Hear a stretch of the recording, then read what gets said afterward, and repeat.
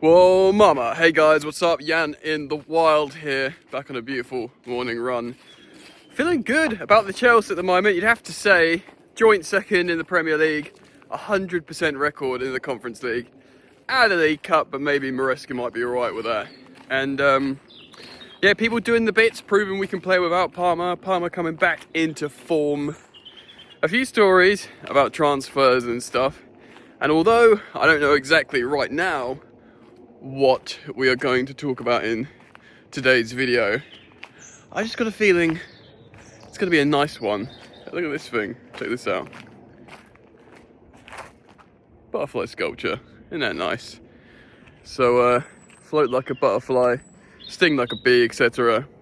See you in the studio. Way so tough with that bad boy tuck. I'ma get it how I'm living, I'ma walk the walk. Outline my lines, I rap through thought. Yes, friends, what's poppin', and welcome back to the channel Football Therapy. How's it going? I hope you're doing well. Feels like everyone's pretty much on the same page now, and there's a good feeling back within the Chelsea fan base, which is a most welcome, positive feeling that maybe hasn't been around for a while. Yeah, today's video is a Chelsea news video. We're going to react to some stories that are floating around the media, see what we think about those stories. A couple of big transfer ones that I'm going to be referencing today from Court Offside and Team Talk. One about Mudryk. Yeah, Chelsea put 3 clubs on alert with clear transfer message of Misha Mudryk, and also Team Talk citing Fichajes, that publication that always come out with the sensational stories about Ivan Toney possibly already wanting to return from Saudi just after getting there. I've got a lot of thoughts on that as well. And I do want to start speaking about Cucurella because he's been absolutely mustard made. So, as always, I'll thank you for joining me. The members of the GOAT gang, the OGs out there, thank you for the support. Thank you for liking. Thank you for subscribing. And if you do choose to subscribe, hit the bell. And yeah, let's get into it. Alright, so there's a lot of talk about Cucurella of late. Troy Deeney singing his praises. Lots of people. But I want to as well. Disclaimer, I want to be firm here. I've never ever said Cucurella was a bad player. And you know, you can't, there's no receipts to be found. I've gone on record saying that I think signing Cucurella was a mistake. Not when we signed him, but in hindsight, like a year later when I was like, and you know, I was thinking like, obviously he's from La Masia. Is he La Masia? He's certainly of Barcelona kin. And, you know, again, good barometer of a good player is good. Manchester City wanted him. He's a good footballer. He won Player of the Season at Brighton the year we bought him. It was sort of to supplement Graham Potter. We paid a lot of money, £62 million for this guy. And I felt like after we were going through different managers, different formations, I reflected on it as what I deemed a mistake as a transfer. But my word, he's been good, man. He has been good. Of course, under Pochettino, he inverted into the midfield. He even played right back sometimes. We were trusting him. But just watching, like, obviously, he's always had great joy against Bukayo Saka. Saka's never got any change out of him. And that's a really good, like, you know, indicator of a great defensive, left-sided defender. But he can go forwards, he can get the odd assist, he can underlap, he can invert into midfield, he can play as a centre-back, he can play as a conventional left-back. He's not going to score loads of goals. He might not be the best set-piece defender because he's not tall, but in the modern age, he is such a good player for Chelsea, Cucurella. And how old is he as well? Like, he's got to be 26, 20... He's in his prime. I think he's 26. I'm just going to confirm while I'm speaking to you now. 26 years old. He doesn't turn 27 till the summer. So he's one of the more senior players. He's not like a captain because he's just a bit of like... He's a bit of a joker, and but he's one of the boys. He's clearly a professional. And I'm so happy to have him. Obviously, after the Euros in the summer, he won the Euros with Spain. There was talk about, you know, he did well with Pochettino. He's just won the Euros, but there was this talk of, you know, Maresca's coming in, and you know, we're signing Vega, and we're going to look for maybe like a sort of Gusto left-hand side. And if Chelsea get a big offer for Cucurella, they'll listen to it. A big offer is in like their money back, because he's on high wages, he's not on the new wage structure, and Chelsea would have believed that maybe they could bring someone in on much less wages, like a Malo Gusto, to play on that side. But bun all that, man. He's been friggin' wicked. I'm so pleased to have him. He deserves his flowers. And although I've always recognised his talent, I am so pleased we've kept him, and I think it's important to do that as fans, and certainly a content creator like me, to sort of just recognise that, you know. And of course, no one's always right, are we? And I had reason to be doubtful, but it's a happy ending in the end for Cucurella.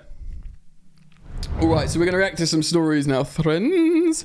First of all, let's check out this Court Offside article here. Chelsea, and this is a exclusive, guys. Exciting, hopefully not nonsense, but you never know. Often nonsense with headlines. But again, messenger, don't shoot me, etc. Clear transfer message. So, Mudryk. I have a lot of thoughts on Mudryk. I've said I would speak about him often, but let's find out what this is saying and then we can get into it. Chelsea are understood to have made it clear to clubs that Mykhailo Mudryk is set to be made available in the upcoming January transfer window. Wow. The Ukrainian international has struggled to impress during his time at Stamford Bridge, and sources come close to the situation have informed Court Offside he could now leave on loan, with Newcastle, Crystal Palace and Barcelona showing an interest. A broad church there. Newcastle were sort of trending in the right direction, falling off a bit. Crystal Palace, that sort of well-trodden loan path from Chelsea. You know, Loftus-Cheek, Gallagher, currently Chalobah, often academy graduates. They would absolutely, even though Mudryk's in the new wage structure, he's on like 85k a week or something. He's not on silly money. I still think wages would have to be supplemented, but Chelsea have demonstrated they're prepared to do that, with Raheem Sterling getting like 60% of his wages paid by Chelsea. So these clubs showing an interest. Chelsea could also be open to selling Mudryk, but for now it seems a loan is most likely outcome, who has continued to break into the team on a regular basis under Enzo Maresca in midweek, of course. Maresca has not been afraid to be ruthless with Chelsea players since taking over in the summer, having quickly made it clear the likes of Ben Chilwell, Raheem Sterling and Chalobah weren't in his plans. I mean, I love Maresca, but I do think there's a little bit... I mean, I'm assuming there's more of a sort of cynical, not in the sporting director's plans, and Maresca's towing the party line, which is fine. Collective thinking, join-up thinking. All I give a ruddy so-and-so is Chelsea winning, mate. I mean, obviously, I want us to treat players with respect, but if there needs to be a trimming of certain players to get us all just pushing in the right direction up the table... fine. Do you know what I mean? Obviously, if they just sold Cole Palmer, or there's certain players that you feel are untouchable, but provided they're building an appropriate squad for an appropriate tactical plan for an appropriate direction for Chelsea Football Club, which is at the top of the Premier League, then we're in the right place. The Court Offside understands that Mudryk now faces the same fate, with the Blues informing clubs of his availability. I don't like this, man. What's next for Chelsea flop Mykhailo Mudryk? I just feel so unfair, like saying, you know, there's so much to consider with Mudryk. Newcastle manager Eddie Howe is understood to rate Mudryk highly, and the Magpies are keen to strengthen the attack in January. That would actually make sense, okay? I don't know where Barcelona's coming from, but look, I'm going to talk about this. I do think Newcastle would make sense, and I'll tell you for why. They often play transitional football, and Anthony Gordon like running in on down that left channel. Gordon can play, I think, on both sides. And if you want someone that's just radically dangerous in transition, Mudryk is that guy. I guess Mykhailo Mudryk, even though he's a great player and a talented player, his strengths, like his priority strengths, aren't probably elements of what Enzo Maresca would design as a footballer. I think he likes him. I think we've seen him perform very well in the Conference League and do things that you'd want him to do in the Premier League. But his he got his rise to fame because he was this guy who could just absolutely fly down the left channel and go carry the ball really fast and hit the ball really hard. And I don't think if Enzo Maresca could design a left winger to start in his plan and his tactics and his philosophy, he'd pick Mudryk. We know he wouldn't. He's already come out and said, like, Sancho and Toney are the wingers I like, and subsequently Neto as well. Neto's very much what he likes, technical, dribbly winger, can play on both sides. And actually what I think is ominous for Mykhailo Mudryk here is we've seen Joao Pedro play on the left wing. Now, on FIFA and the AFC, he's listed as a left winger, Joao Felix, even though Maresca likes him in the pocket a little bit more inside, a bit more like Cole Palmer. But Cole Palmer can play right wing, and Joao Felix can play left wing. The fact how we've seen Joao trusted in the Premier League as a left winger, and we've also seen players that could be played in the attacking mid, that's not Joao Felix, in midweek games. I'm starting to think maybe Mudryk is surplus to requirements. A huge outlay, £61 million rising to 88 if he wins the Champions League or Premier League at Chelsea. Even though he's doing well in the Conference League, you'd have to say he's been a depreciated or distressed asset massively. But, we've sort of been feeling better about him lately. He's been doing well in the Conference League, getting the odd goal, the assist, nice goals as well, like nice finishes, and that's been good for his confidence. But maybe people, and I'm not saying this, I'm speculating here, I'm theorising, maybe people at Chelsea are going, right, now, with this little bit of form he's found, demonstrating he can do bits, now's the time to get him a good move, while you remind destination clubs that this guy's talented, while his confidence is up, but we know he's not long-term the right profile for us, so this is the time to get a loan to sell, or if he goes on loan to, Newcastle does really, really well, starts expressing himself more, Chelsea go, thank you very much, come back in 6 months, play for Chelsea. Maybe. I just want to give my opinion on Mudryk. I think he's very, very talented. I think he's a unique player. He's very strong, very fast, can dribble very fast. Like being able to carry the ball really quickly, safely with you in possession is very good. He has got better. It's taken him a long, long time to be like conventionally coached into team coaching. He has got better. He has been one of our better players in midweek games. Obviously, the level is completely different to Premier League. He's not being trusted as one of the Premier League players here or one of the first 2 or 3 subs in the Premier League. And the profile of player and the cost, even though his wages aren't high, Chelsea will think, right, we can do this with Tyreek George. Or bring Tyreek George, and that's another player. And, we're thinking Joshua Chimpong as that right back and centre back. Chelsea is starting to look at more affordable options, and if Mudryk isn't this superstar number 10, maybe, again, something to consider. If he leaves, maybe Cole Palmer gets number 10, CP 10, Cole Palmer 10, he wears the 10 on his back for the next 10 years or 8 years or something, do you know what I mean? And creates dynasty and shirt sales, and maybe Chelsea are thinking about that as well. I like Mudryk, sweet kid, good kid, excellent talent, unique, hard to figure out. But we will see what happens with that. Let me know your thoughts, comment down below. All right, let's talk about this Ivan's Toney story then. This is on Team Talk here. Guy Kieran McCarthy, Chelsea Tottenham planned to offer ex-Prem striker escape from Saudi after less than 6 months there.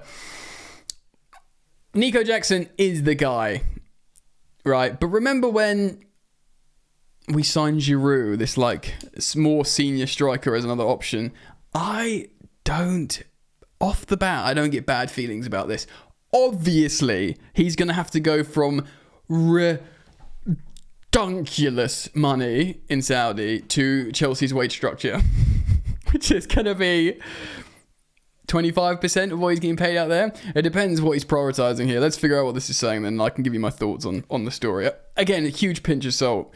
Former Premier League striker Ivan Toney is reportedly considering a return to England after only 6 months in Saudi Arabia. Chelsea and Tottenham have shown interest. Toney could have made a move within the Premier League in the summer. He was linked with the likes of Arsenal, Chelsea and Tottenham after a few good seasons with Brentford. Team Talk revealed that the Blues were willing to lodge a good offer to get him, but Saudi side Al Ahly offered better terms. Oh boy, they did. And Toney ended up landing there. He took the bag, basically. He took the money. Less than 6 months later, Fitchahiz reports the former Brentford man is considering the return to England as he has not found the same level of motivation for the game in his new surroundings. A lot of people have gone to the Saudi League and wanted to come back. The report states Chelsea and Tottenham have once again shown interest in landing Toney. It is also believed that there may be doubts that either side could land him given the finances. Yeah, he earns 400k a week, which is equal to the highest Premier League salary. Yeah, we wouldn't pay him that. Like, it would literally be you choose football over money and you got to come back. After Toney moved to Saudi Arabia, England legend Wayne Rooney slammed him for the switch, and he said he's hurt his chances for being England's next number 9. Ivan Toney might have ruined his career with this move, he said, and those fears have come true. Toney has not been, of course, he's not been included in the England squad. At 28 years old, if he returns to England soon, he could get himself back in the thinking. But Thomas Tuchel loves Harry Kane, but Harry Kane does get injured, and Harry Kane often tries to play for England when he's not fit. Trust me, I know as an England fan, there's games where Harry Kane just should not be on the pitch. Dom Solanke, Ollie Watkins, yeah, fine. But, the closest profile to Harry Kane is Ivan Toney. That's something that's long been discussed for England fans. And I think probably Tuchel, if he needs to put him in, he'd put him in. Chelsea round up big striker moves, of course. There's talk about Chelsea could potentially see Christopher Nkunku leave Chelsea. We've talked about this. Maybe move back to PSG. You'd imagine if he goes back to PSG, he will be getting a starting place. Of course, he left for Leipzig to get more football. And they may offer Randall Kolo Muani in exchange, but it's not believed the Blues will go ahead with the deal. Yeah, also Kolo Muani will be on much more money than we're willing to pay. And I don't think that's good. Of course, there's lots of stuff about Liam Delap as well, which is just, it's a story, but we'll talk about that as and when it develops. Look, I tell you why I like this. It's probably nonsense, but if we're jumping into the theory world, I'll tell you why I like it. Kolo Muani, Liam Delap, friggin' pick another striker.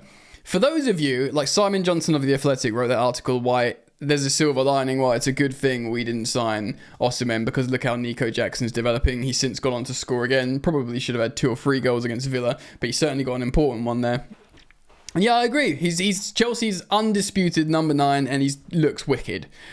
But Ivan Toney isn't a 23-year-old who's going to block his development, or even a 24, 25-year-old. Ivan Toney's 28. He's going to be 29 soon. He could be that Giroud character that we signed after we won the Premier League. So yeah, he turns, towards the end of the season, he turns 29. Before the season's out, he'll be 29. And we went on to use him. He was really important in the Europa League. He was top scorer, scored in the final against Arsenal. He helped us in the Champions League when we won that. 4 goals he scored against Sevilla away, I believe. Cult hero, we love Giroud. Having that senior striker with like a younger, better striker, and Nico Jackson is the good younger striker. Of course, it was Tammy Abraham before. I like Tammy. I got nothing against him. He scored 15 non-penalty Premier League goals for us, but Nico Jackson's better than Tammy Abraham. I think he's better than him. So we've got that more of a star striker in Jackson that's trending positive. But you can still have that senior striker that can put it about in the Prem, and you're chasing a goal. You keep Nico on, and you put Ivan Toney in the box, and if Cole Palmer goes off and you got a penalty, don't know why ever Cole Palmer would come off. But I don't know. If you said, Jan, you can sign Ivan Toney on a 3-year deal, a 3+1, say, or a 2+1. If this is like, if you're gonna grant me my fun here, all right, I will sign Ivan Toney on a 2+1, provided it's like he terminates his contract with Saudi. It was very cheap. If Saudi are asking a big transfer fee, then absolutely not. And he just says, all right, I'll sign a contract with you, Chelsea, on the same basic as Moises Caicedo, like 170k a week, with bonuses of goal scoring bonuses or whatever. So maybe he can get it up to like 200k a week, or if we are in the Champions League next season, a bit more, even more. I would love that. I would endorse signing Ivan Toney under those very specific circumstances. But let me know what you think. As always, very keen to hear what you say. Leave your thoughts down in the comment section below. Thank you for liking. Thank you for subscribing to Football Therapy. I hope to see you back. Love you very much. Peace.